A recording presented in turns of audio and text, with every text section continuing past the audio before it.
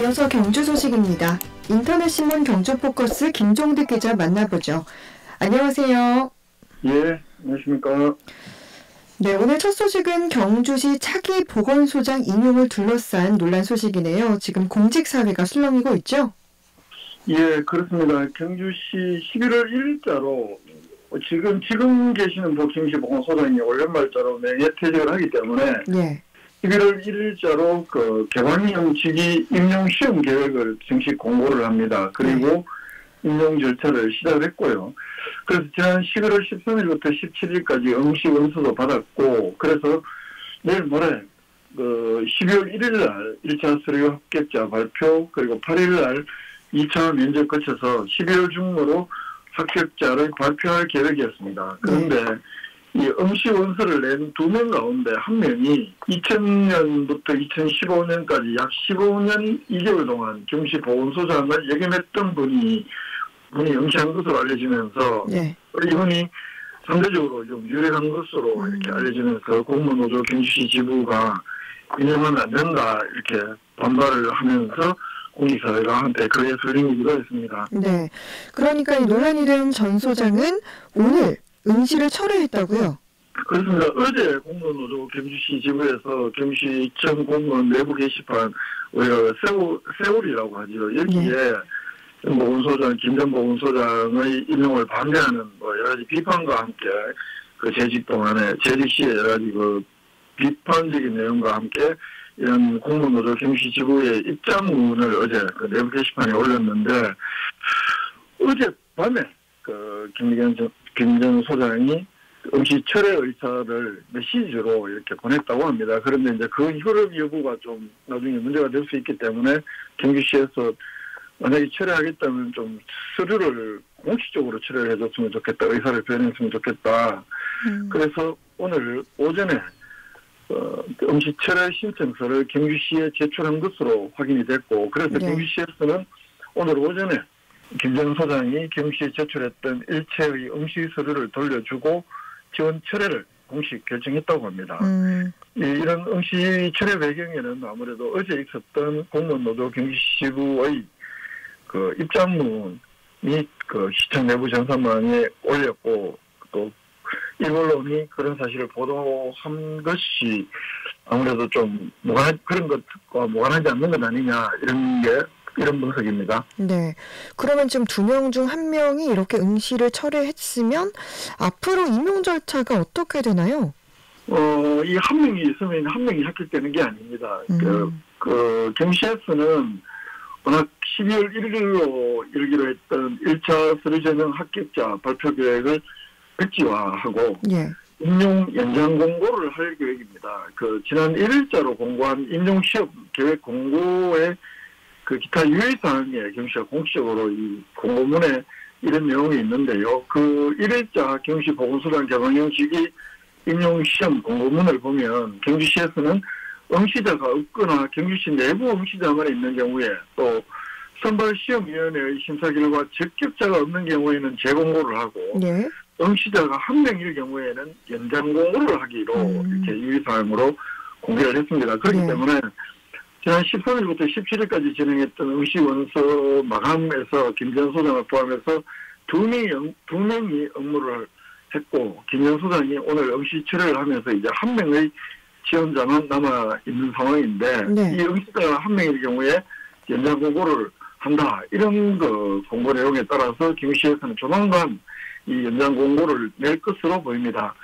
한편 지역보건법 시행령 13조에서는 이 보건소장이란 채용 규정을 두고 있는데, 보건소장의 경우에는 의사 면허가 있는 사람 중에서 보건소장을 임용해야 하고, 다만 의사 면허가 있는 사람 중에 임용하기 어려운 경우에는 지방공무원 임용령에 따른 보건, 식품위생, 의료기술, 의무, 약무, 간호, 보건진료 직렬의 공무원을 보건소장으로 임용할 수 있다. 이렇게 규정을 하고 있는데요.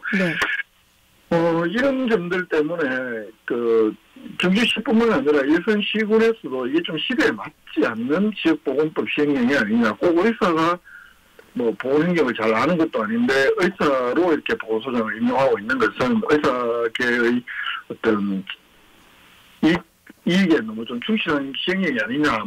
그리고 이렇게 그렇게 되면 보건정렬이나 이런 쪽에 공무원들의 그 승인을 막는 요인이 될 수도 있다라면서 시구마다 상당히 이런 부분을 두고 첨예한 갈등들이 있는데요. 그래서 어제 공무원 노동경시지구에서는 이참에 이 의사만 보건소장을 1차적으로 의사 면허가 있는 사람 중에서 보건소장을 임명한다라는 이 지역보호헌법 시행령 규정 시대에 맞지 않기 때문에 빨리 개정해야 된다. 이런 요구도 어제 했습니다. 그렇군요. 보건소장 임용과 관련한 논란 살펴봤고요. 다음은 경주시의 종합장사공원인 하늘마루 화장로 증설 소식이네요. 그렇습니다. 다음 달 1일, 그러니까 내일 모레 12월 1일부터 화장로 1기를 추가로 운영을 합니다. 현재 경주 하늘마루 화장로는 7기인데 이게 8기로 늘어나게 되는 겁니다. 이게 중소벤처기업부 공모사업에 경주시가 선정이 되면서 필요한 예산 7억 6천만 원이 1기 증설하는데 예산은 국비를 받아서 지원을 증설을 했다고 합니다. 경주시는 내년 하반기에도 화장로 1기를 더 증설한다는 계획인데 이렇게 되면 아무래도 코로나19와 같은 사망자가 급증하는 비상 상황에 좀 더 효율적으로 대응할 수 있는 것 아니냐 이렇게 계획을 하고 화장로 증설 계획을 세우고 있다고 어제 밝혔습니다. 네. 그런데 이게 어디나 지금 화장장이 좀 부족한 상황이라는 이야기가 있던데요. 최근에 이렇게 화장장 이용이 급증했다고요? 특히 코로나19 때는 아무래도 노령층 인구의 사망자가 좀 집중적으로 많이 발생을 하면서 경주의 경우에는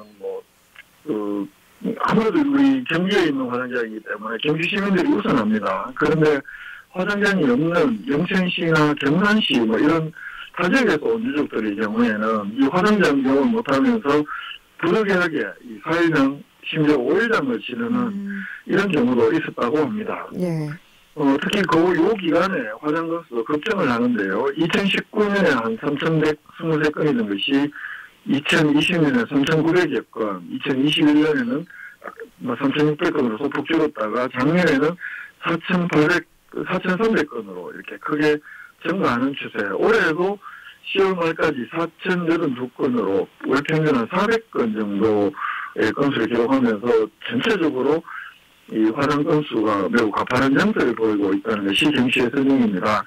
이 화장장 이용은 보건복지부에서 운영하는 이하늘 장사정보 시스템을 통해서 예약을 할 수 있고 경주시민의 경우에 일반 화장만 보면 차이가 많은데도 타지역하고 경주시민의 경우에는 일반 화장이 15만 원인데 반면에 다른 지역 거주자는 일반 화장이 80만 원에 이를 정도로 경주시민들에게 절대 이렇게 많은 유리한 편이고 포항지역 경우도 지금 화장장 아마 설치 준비를 하는 것으로 알고 있는데요. 이 지역마다 이런 것들이 되면 유족들의 편의에는 많이 어차피 이 화장물하고 장애물하고 많이 빈민되고 있는 추세고 하기 때문에 필요한 시설들에 대한 것들은 좀 행정에서 잘해서 좀 빨리빨리 잘 진행되기를 바랍니다. 네. 내년까지 화장로가 9기로 늘어나게 되면 아무래도 경주 종합장사시설 이용의 불편함도 줄어들지 않을까 싶습니다. 다음은 한국인도수교 50주년 기념 특별전 소식이네요.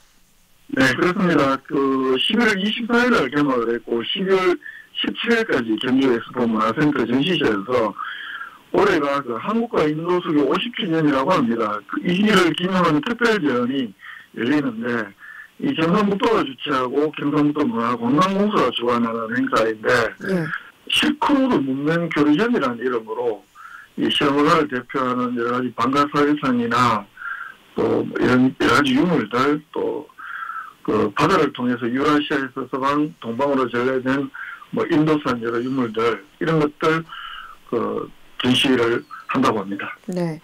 또 다른 전시 소식도 있다고요? 이거는 당장 전시되는 것은 아닌데 경북문화관광공사하고 충남 홍성군이 업무협약을 최근에 21일 날 문화교류 업무협약을 했습니다. 양지역에 좀 한국 미술계에 이름 있는 화백과 관련한 것들이 있기 때문에 그렇다고 하는데 충남 홍성군에는 한국 미술의 가장 이응로 화백의 생각기념관도 있고 그렇기 때문에 그리고 경주에는 설국미술관이 있잖아요. 설국미술관은 박대성 화백의 또 작품을 많이 이렇게 기념해서 만든 전시관이기도 한데 양 기관이 서로 교류전을 하기로 했다고 합니다. 그래서 12월 달에 홍성군에 있는 이영로 화백 생가기념관에서 서울미술관이 소장하고 있는 박대성 화백의 작품을 전시하기로 했고, 내년 6월에는 서울미술관에서 이영로 생가기념관이 소장하고 있는 작품 기획전을 갖기로 했다고 합니다. 양도시 간에 서로 보기 어려운 작품들 이렇게 볼 수 있는 그런 기회가 될 것으로 기대가 됩니다. 네. 말씀하신 이영로 화백과 박대성 화백은 두 분의 거장으로 명성이 높은 분들이잖아요.